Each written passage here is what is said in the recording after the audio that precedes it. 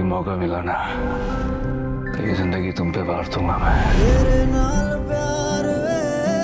प्यार बेशुमार वे, बार बार किस्मत जो मिलाए रे। व्यूवर्स, ड्रामा सीरियल शेर अब बेकहाम तरीन मोड़ में दाखिल हो चुका है। एक तरफ बदर शाह है जो ये चाहता है कि शेर की ज़हनी हालत यूं की त्यों रहे ताकि वो दौलत और जायदाद का वारिस ना बन सके, और उधर ताज अपने भाई शुजात से कहती है कि तहमीना से अब एक सूरत में हम बदला ले सकते हैं ज़मीन के छीनने का, कि फजर से कहो शाहजमान उसका पेशेंट है उसको ख़त्म कर दे, लेकिन फजर ऐसा करने के लिए तैयार नहीं होगी। वो यही कहेगी कि वो तो मेरा मोहसिन है, मैं कैसे उसके साथ ऐसा कर सकती हूँ।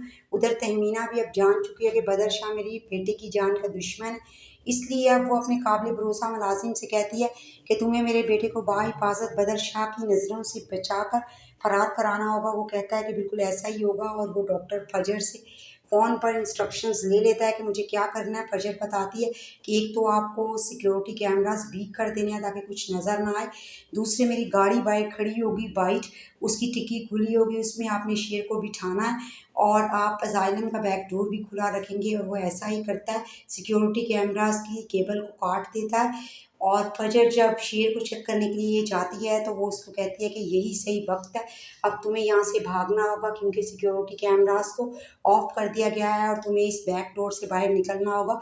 मेरी गाड़ी बाइक खड़ी है, तुम्हें उसमें बैठ जाना होगा।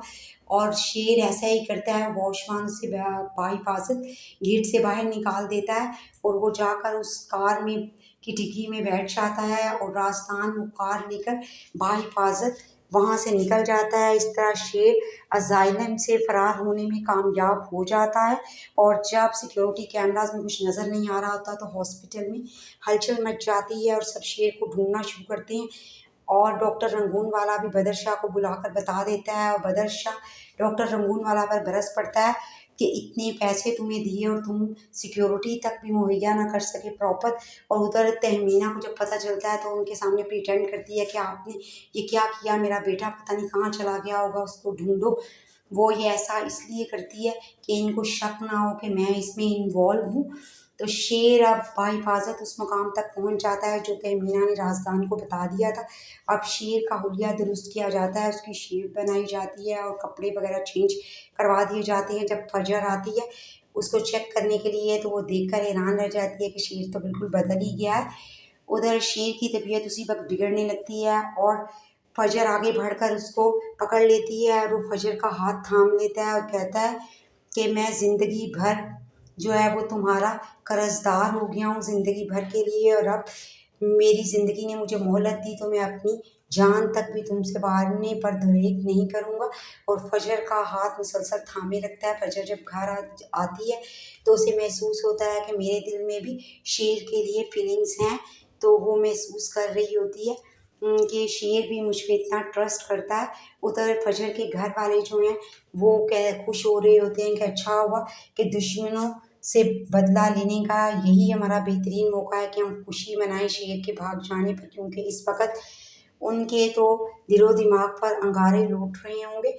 और जब बदर शाह अपने बेटों से बात करता है तो वो कहते हैं कि अच्छा हुआ आपके सर से मुसीबत टली, लेकिन वो कहता है कि तुम ये नहीं जानते कि वो सब जानता है कि उसके बाप का एक्सीडेंट हमने करवाया था और उसकी हालत भी हमारी वजह से ही है, और अगर वो ठीक हो जाता है तो वो एक लम्हा नहीं लगाएगा ये सब कुछ बताने में। और उधर फजर अब बदर शाह के हाथ शेर ज़मान को नहीं लगने देगी, वो उसे अपनी मोहब्बत और अटेंशन से पूरी तरह ठीक करने की कोशिश करेगी ताकि वो डॉक्टर रंगून वाला और बदर शाह के सामने जाके खड़ा हो सके और तमाम हकीकत बता सके।